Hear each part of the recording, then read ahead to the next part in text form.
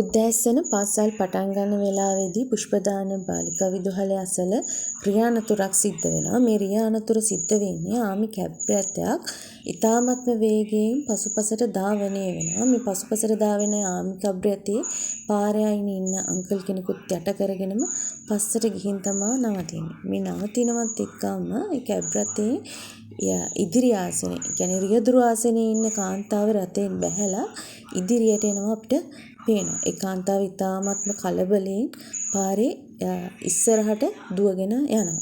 මේ පාරේ ඉස්සරහට මේ කාන්තාව දුවගෙන යනවත් එක්කම තවත් කොහෙදෝ ඉඳලා පුද්ගලයෙක් එනවා. ඒ ඇවිල්ලා යා කරන වැඩේ ආයෙත් අර රථයට නගිනවා. රථයට නැගලා පොඩ්ඩක් ස්ටාර්ට් කරලා අයකින් බැහැලා එයා අතින් ඇක්සිඩන්ට් එක වුණ විදිහට අනිත් අයට අඟවනවා.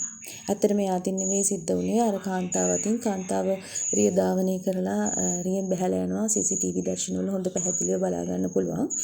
මේ වෙනකොට මේ කැබ් රථය ඇතුලේ කැබ් රථය පාවිච්චි කරන ආමි ඔෆිසර්ත් ඉන්නවා. ආමි ඔෆිසර් බහින්නේ නැහැ, කැබ් රථයට වෙලා වාඩි වෙලා ඉන්නවා. ඉතින් ලොකු ආරක්ෂාවකුත් එක්කන් තමයි මේ ආමි ඔෆිසර් මේ විදිහට මේ ගමන කොහේ හරි යන්න ඇවිල්ලා තියෙන්නේ. ඉතින් එච්චර ලොකු ආරක්ෂාවක් දෙන්න නම් ගොඩක් ඉහළ තනතුරක් දරන්න ඕන. ඒ වගේම ඉතින් හිතන්න ඕන ලොක්කම් කරන හැම වැරදිම සොක්කම් වෙච්ච අනිත් අය බාර ගන්නවාද කියන එකත්. ඇත්තටම මේ වැරද්ද බාර ගන්න පුද්ගලයා මොන හේතුවක් නිසා ඒ වැරද්ද යා කරා කියලා බාර ගන්නවද කියලා දන්නේ නැහැ. නමුත් එහෙම වැරද්දක් නොකර තමන් වැරද්දක් කළා කියලා බාර ගන්න එකෙන් සිද්ධ වෙන්නේ සමාජයටම ලොකු කරදරයක්.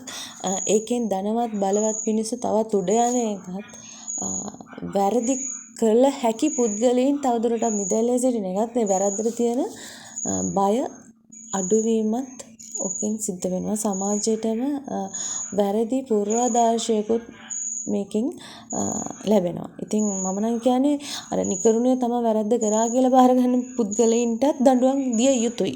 වැරදි කරුවාට මෙන්ම නිවැරදිව වැරද්ද බාරගත්ත නිවැරදි කරුටත් දඬුවම් දිය යුතුයි.